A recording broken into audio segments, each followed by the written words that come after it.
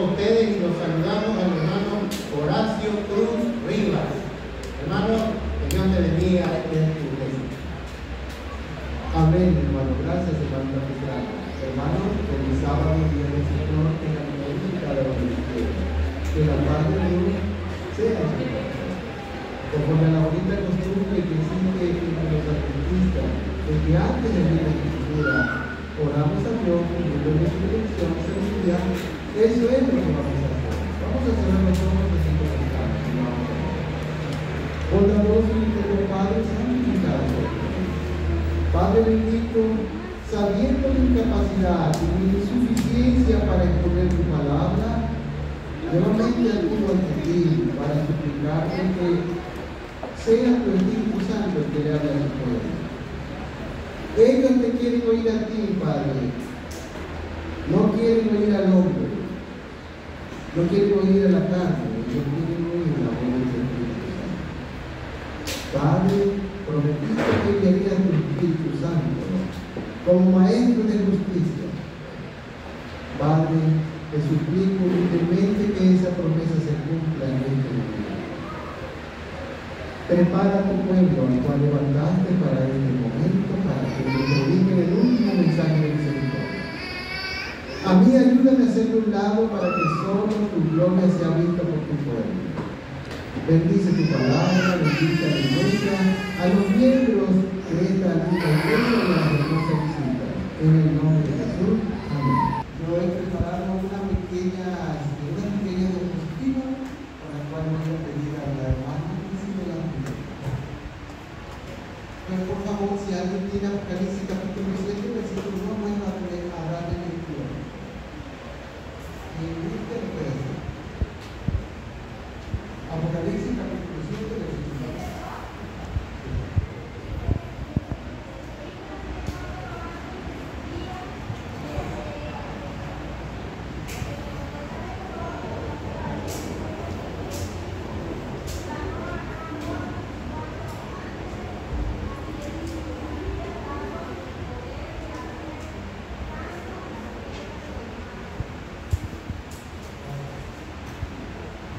Mi tema se titula El gran movimiento adventista en el Nuevo Testamento. Nosotros sabemos por la historia redentiva que Dios sacó un gran movimiento israelita de allá del Egipto de los faraones, ¿cierto? Dios sacó el gran movimiento de Israel del Egipto de los faraones por medio de un profeta. ¿Cómo se llamaba ese profeta por el cual Dios sacó a Israel del Egipto? ¿Cómo se llamaba? ¿Cómo se llamaba? Moisés. Dios siempre ha hecho uso de un profeta para que él levante el pueblo. Siempre él hacía trabajar. Él lo demuestra en su palabra y cuando él decide sacar a un pueblo de dentro de la cantera del mundo, utiliza a un profeta. No vamos a discutir con ese punto no es negociable. Si el Señor decidió sacar a Israel de Egipto por medio de un profeta, y él así lo decidió, así fue, ¿sí o no? Él podía haber ordenado que Israel se trasladara a Canaán por medio de simple y sencillamente haberlo dicho, ¿sí o no? Porque en el principio él dijo, sea la luz, y fue la luz. Pero él tiene poder inmenso, infinito, poder de sobra. Pero no era por causa de él que el pueblo iba a pasar esas vicisitudes, sino que era por causa del mismo pueblo, que el pueblo necesitaba una educación. El pueblo no iba a ser el mismo, desde que salió de Egipto, no iba a ser el mismo cuando ya lo introdujo a Canaán. El pueblo necesitaba ejercer la fe y necesitaba ser educado. Y cada uno de los miembros de Israel era diferente tipo de personalidad, todos eran iguales. No.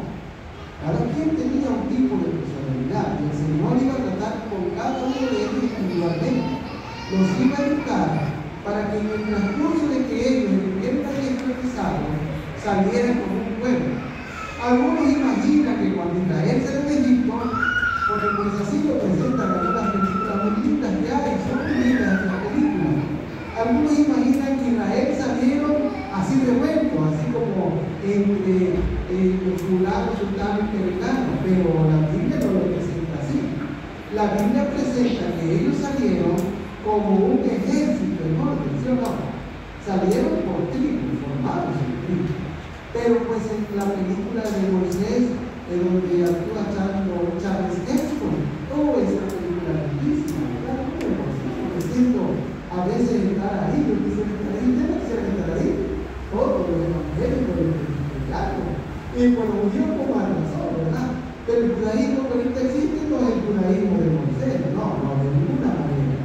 El judaísmo verdadero que Dios le dio a Israel, ese lo practicó Moisés, lo practicó Esdras, lo practicó Elías, lo practicó Daniel, los grandes del judaísmo. Pero el judaísmo que practicó Abraham y Caifás, esa era una perversión del judaísmo puro. Eso es un judaísmo falso. No es lo mismo el cristianismo que practicaron los apóstoles, que Jesús les dio, les instituyó, y que Jesús fundó la iglesia sobre su persona. No es el mismo cristianismo que se practica actualmente, o si es el mismo cristianismo. No. El cristianismo que se practica ahorita es una perversión de la fe o la verdad de Dios. Que a nosotros no nos vaya a pasar que la herencia teológica que Dios le dio a nuestro fundador y a los pioneros, Satanás no la vaya a pervertir, porque entonces ya habremos caído del mismo problema que cayeron los judíos y que cayeron los cristianos. Porque el judaísmo, Satanás los sacaneó y les convirtió el judaísmo en judaísmo rabínico. Porque cuando ellos fueron a Babilonia, ¿por qué fueron a Babilonia? No fueron por buena gente, fueron porque eran pecadores a morir, eran gente terca, tenaz. La Biblia lo dice. Entonces, el Señor les había dado mensajes de amor, pero no había habido en ellos respuesta. Entonces el Señor, uno de los últimos recursos que utilizó, ¿cuál fue? El exilio. Pero allá ellos aprendieron cosas que no debieron aprender. El propósito del Señor era salvar a la gente que estaba en Babilonia, porque los que vivían en Babilonia también son sus hijos en su tiempo, ¿sí o no? Los egipcios también eran sus hijos, por creación. Pero Dios quería que fueran sus hijos por redención. Y por lo tanto tenía que mandar a su pueblo, porque su pueblo ha sido el heredero de la herencia teológica que Dios le dio para que su pueblo exponga la verdad. Pero si el pueblo no expone la verdad, es como si Dios no lo quiera dar, ¿o no? Tenemos que exponer la verdad. También tenemos que exponer la verdad en nuestra vida. La santidad se debe ver en nuestra persona, no trayendo los reflectores hacia nosotros, sino al Cordero de Dios que quita el pecado.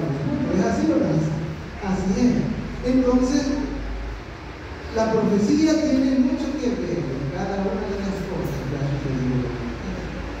Las personas que están allá afuera dicen, estos adventistas dicen que esto que está pasando es una cosa de que ya Cristo viene, y esto que está pasando también dice que Cristo viene, pero guerra siempre ha habido, terremotos siempre ha habido. No, los adventistas están cerca de lo que hacen. Y los adventistas saben la hora de energía de la profecía que están viviendo, porque Dios diga. Y eso les ha producido en ellos el deseo de santidad. Porque no convendría estar en la iglesia verdadera y vivir una vida cristiana. Amén. Pero muchas personas dicen allá afuera, yo estoy en la iglesia verdadera, pero bueno, pero mi vida es ambiente, pero no tiene sentido. Si estamos en la iglesia verdadera, sabemos que estamos en la iglesia verdadera, nuestra vida va a ser una vida que va a apuntar hacia el ejemplo de Cristo, ¿sí o no? Nuestra competencia no es entre nosotros para ver quién canta más bonito, quién es la mejor oratoria, ¿no? Nuestra competencia es ver quién se parece más a Jesús, ¿verdad? Él es el ejemplo. Entonces el Señor le ha dado a la iglesia del séptimo día su palabra. La palabra es la que nos va a decir qué es verdad y qué es mentira, aunque a veces nos duele. Hubo un tiempo que yo trabajé para la de yoga allá en San Juan, trabajé 7 años. Comencé de lo de abajo, pero luego llegué a ser jefe, como cualquier plato, daba principio. Y nos dieron de gerente a una dama. Qué maravillosa fue la dama. El hombre tenía un trabajo que hacer.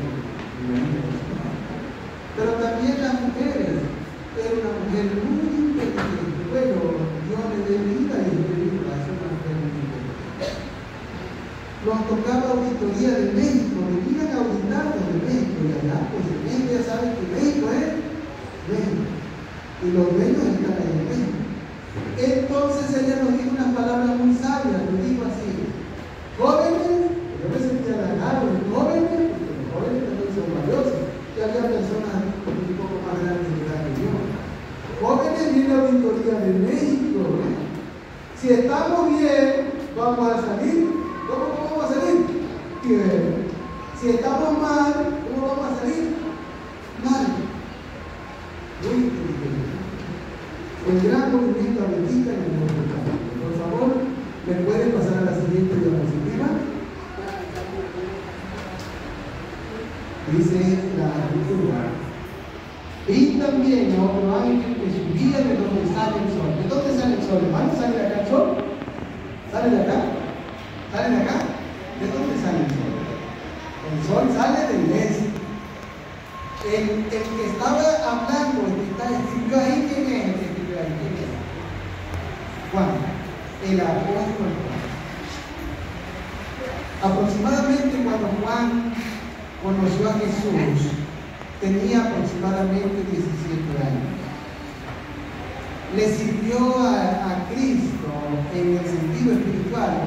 Tuvo un tiempo que vio a Cristo y Cristo se fue.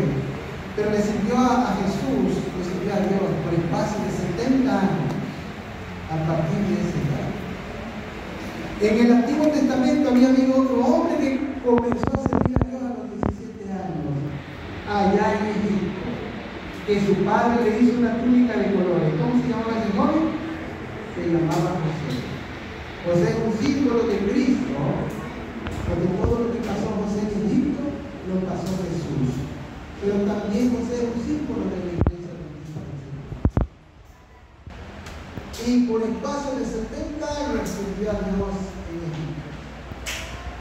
Pero hubo otra persona que comenzó a servir a Dios a los 17 años, y esa sí es conocida de ustedes, más todavía, quizás por la cercanía en el tiempo. ¿Quién es? ¿Quién fue esa persona que era mujer que comenzó a servir a los 17 años a Dios? ¿Quién fue? ¿Verdad?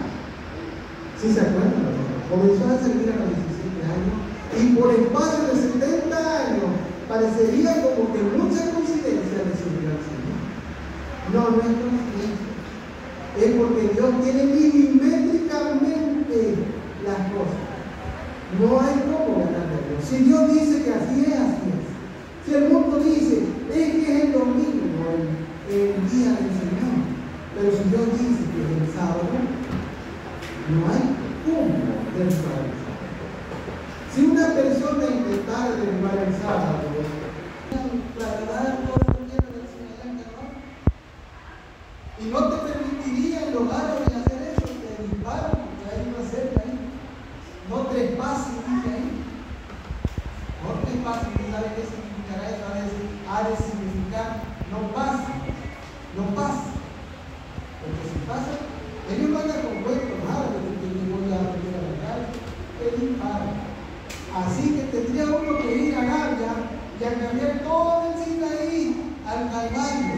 Y si lograras acarrear toda la tierra del Sinaí, te lo dudo mucho, porque los árabes no te van a permitir hacer eso, luego se pasaría toda la vida buscando un Calvario, porque el Calvario va a Israel y le pregunta lo mismo: oiga, señor rabino, ¿y dónde está el Calvario? No sé. Y entonces alguien un poco más conocedor le dice: ah, mira, te voy a llevar, mira, aquí donde está esta terminal de autobuses, ese montículo que está ahí dice que ese era el Calvario. ¿Y qué tal si no es ese? Dios no permitió que se supiera dónde está el Calvario, porque la gente ya le estaría quemando velitas y saumerios tanto al Calvario como a la cruz, porque la gente estaba en la idolatría. ¿Qué es que en un árbol apareció una sombra? De seguro. Porque somos dando la idolatría. Y nosotros señalamos aquello a los hermanos de la iglesia madre, los señalamos. Son idólatras. Ellos van a confesar los pecados el domingo ante un hombre, y nosotros venimos a confesar nuestros pecados cada sábado. Nos quejamos de aquello y somos iguales. Cada sábado venimos a confesar nuestros pecados. ¿Por qué mejor no ponemos en nuestra mente el deseo de no pecar? ¿No sería mejor? Es Si es imposible dejar de pecar, entonces el pecado es más poderoso que Dios. ¿Es más poderoso el pecado que Dios? No. ¿Podemos dejar de pecar? Con el poder que emana de la cruz es posible. Porque la Biblia dice que lo que para el hombre es imposible, para Dios es posible. Entonces, no podemos interpretar Apocalipsis 7:2 desde lo que estamos comparando, ¿no? Porque saldríamos allá por la playa. No. Tenemos que en nuestra imaginación es algo que Dios nos dio. Pararnos en donde estaba parado ¿quién? El apóstol Juan. ¿Dónde estaba parado Juan? ¿Dónde estaba? Dice el Apocalipsis que yo, por siervo de mis hermanos, por el testimonio de Jesucristo, estaba en la isla de ¿qué? En la isla de Patmos. La isla de Patmos es una isla de 12 islas. Hay 12 islas ahí que se llaman el Dodecaneso o el Duodecaneso. Y hay 12 islas, como si fueran los 12 apóstoles. No estoy diciendo que sean los 12 apóstoles, porque luego la gente voy a predicar allá afuera algunos me esperan. Hermano, usted dijo que hay que ver a Jesús porque usted lo ve. Estamos hablando de la fe, porque la Escritura dice, pues todos somos en Jesús, autor y consumador de la fe. Se sostuvo como viendo al invisible. Pues yo no dije eso de manera literal. Veamos a Jesús, estamos hablando. La Biblia habla en sentido espiritual, aunque también habla en sentido literal. Entonces, si nosotros nos paramos en Pablo, nosotros podemos saber a qué ángel se refiere. Bueno, logró levantarse del este. Para interpretar esta profecía, nosotros tenemos que tomar un mapamundi, o tenemos que tomar un globo terráqueo y entonces buscar Patmos. Ahí lo vamos a buscar. Patmos ahorita es un lugar que se parece casi más a Playa del Carmen, a Cancún, que cuando el discípulo amado fue exiliado, si no mal recuerdo, por el emperador Domiciano, fue exiliado. Porque según la historia de la tradición, es lo que no está en la Escritura y que dicen que sucedió así, pero no es base para salvación, porque las Escrituras son las que son básicas para salvación, dice la Escritura, y que saben las Escrituras las que te pueden hacer sabio para salvación. Entonces, dice la historia de la tradición que el apóstol Juan fue arrojado en un cántaro de aceite hirviendo y que lo habían intentado matar, y como el emperador Domiciano vio que pues no lo podía matar y que ya le estaba dando muchos problemas porque ya todo el imperio romano estaba saliendo de Cristo y pues los ídolos romanos pues estaban quedando en el olvido y el emperador imaginaba que eso iba a perjudicar, pero realmente era el enemigo de las almas que estaba batallando contra la roca que es Cristo, la roca de los siglos, y Cristo iba a acabar con el imperio romano. Los judíos decían, es que cuando el Mesías venga va a acabar con el imperio romano y tiene que reunir las 12 tribus. Cuando los que morían a predicar eran gentiles, eran judíos y eran de Grecia y eran de otro lado, ahí estaban reuniendo a las 12 tribus de Leo. No, entonces Jesús, mediante su mensaje, que dio 3 años y medio personalmente y luego dio otros 3 años y medio a través de los apóstoles, Jesús acabó con el imperio romano, se llama Pablo. ¿Dónde está el imperio romano? ¿Cómo dicen los judíos? Cuando el Mesías venga, va a acabar con el imperio romano y nos va a dar toda la gloria de ese imperio. Y así siguen diciendo, cuando el Mesías venga, va a acabar con el imperio romano y nos va a dar la gloria de ese imperio. Pero ¿cuál imperio romano? Ustedes saben que el imperio romano existe, hay un imperio romano ahorita en la actualidad. Ellos están soñando, hermano, están dormidos. No hay imperio romano actualmente. Ya Jesús vino y mediante su mensaje acabó con ese imperio y le dio esa herencia a la iglesia apostólica. Entonces, nosotros vemos que ese ángel sale donde nace en nosotros. Y dice que tenía el sello del Dios vivo. ¿Cuál es el sello del Dios vivo, hermano? El sello del Dios vivo es el sábado, en relación con la cruz de Cristo y en relación con la ley de Dios. Tenía el sello del Dios vivo. Si nos paramos en Pablo, nosotros vamos a ver hacia esto. La profecía en el libro de Apocalipsis, el apóstol Juan no iba a ver su cumplimiento en la tarde, si fue que él vio eso como a tal hora, no lo iba a ver en una hora, o sí, no lo iba a ver al otro día, quizás no lo iba a ver en su vida. Entonces, debe de ser la misma Biblia la que nos diga cuándo se cumpliría eso. Así que vamos a Apocalipsis capítulo 6, versículo 2. Apocalipsis capítulo 6, versículo 2. Hay visitas en nosotros, ¿verdad, hermanos? Si alguna visita les hace el favor de leer Apocalipsis capítulo 6, versículo 12, nosotros iremos avanzando en la interpretación de la Escritura, porque la Escritura se interpreta así mismo. Apocalipsis capítulo 6, versículo 12, solamente el principio del versículo donde termina la coma. Que alguien lo lea, que tenga una voz muy potente, o tenga su voz que la lea. Adelante, alguna visita que le quiera leer, o algún hermano, adelante. Cuando el Cordero rompió el sexto sello, miré y hubo un gran terremoto. Amén. Ahí habla de los sellos del pueblo de nosotros, pero nos vamos a dirigir al sexto sello. Dice que cuando está mirando, vi que el Cordero, ¿quién es el Cordero? Jesús, el único que podía desatar los sellos, abrió el sexto sello, hubo un gran terremoto. Esa señal se cumplió en el año de 1755 y es conocido como el gran terremoto de Lisboa. ¿Para qué vamos a ver esas señales? Porque son las señales que anteceden al levantamiento del ángel que sube del sol. No las vamos a ver esas señales porque queremos hacer nada más un conocimiento. No, queremos hacer un conocimiento que se aplique. No tiene sentido un conocimiento que no se aterriza, porque nunca vamos a llegar a nada. Debía de suceder las señales que la misma Biblia dice: cuando este ángel se va a levantar, le voy a dar las señales, estén atentos. Apocalipsis capítulo 6, porque es el capítulo anterior al 7, ¿sí o no? No vamos a ir a buscar las señales al 9, al 8, al 9, al 10, hasta el 22, lo vamos a buscar un poco antes, ¿sí o no? Por pura lógica, por la revelación de Dios que te impele, te impulsa, ¿verdad? Porque usted puede ver que Dios es mi sabiduría, Señor, por favor. Según Santiago dice que el que está falto de sabiduría, demande a Dios. Y eso es algo para todos, para los adventistas y para todos. Entonces, Apocalipsis capítulo 6, versículo 12, dice que hubo un gran terremoto cuando se abrió el sexto sello. Adelante, hermano, ¿qué sigue diciendo? El sol se volvió negro, como ropa de luz. Toda la ropa se volvió roja como la lana. Amén.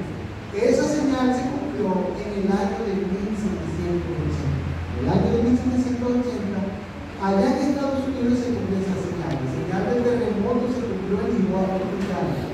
Y quien quiera indagar, o que ya lo sepa, bendito sea Dios, puede indagar a fondo esa señal y dice: ay, fantástico, qué cosa sucedió en el terremoto de Lisboa, que la gente se tiraba al suelo, se postraba de rodillas y decían: ya viene Jesucristo. Comenzaban su pecado y sucedían cosas que uno no alcanzaba a ver, porque el terremoto fue un terremoto gigantesco que se sintió, se puede decir, en casi la mitad del planeta. Entonces, hubo un día oscuro, ese día oscuro sucedió en el año de 1780. Adelante, hermano, por favor.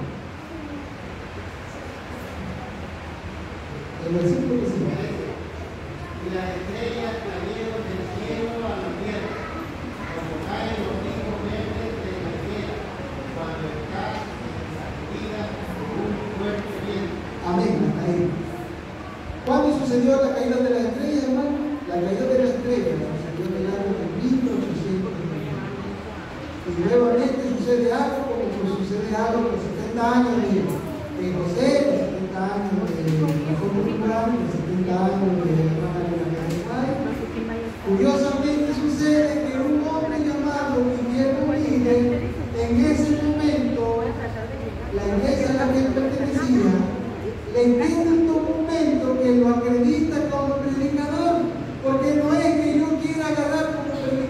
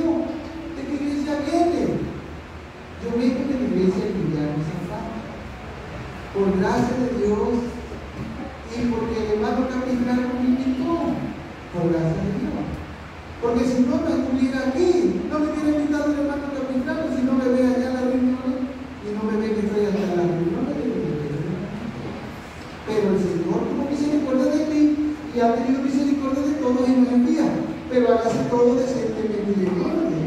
Un laico más grande, de más experiencia que yo, me discutía, porque llegaron a buscarme a una iglesia donde fui prestado para trabajar ahí. Y el hermano se llamó, el hermano era un hombre muy ceremonioso de la fe, el hermano era un hombre muy lindo. Y cuando esos hermanos de la iglesia llegaron, decimos, venimos por el hermano Lazo,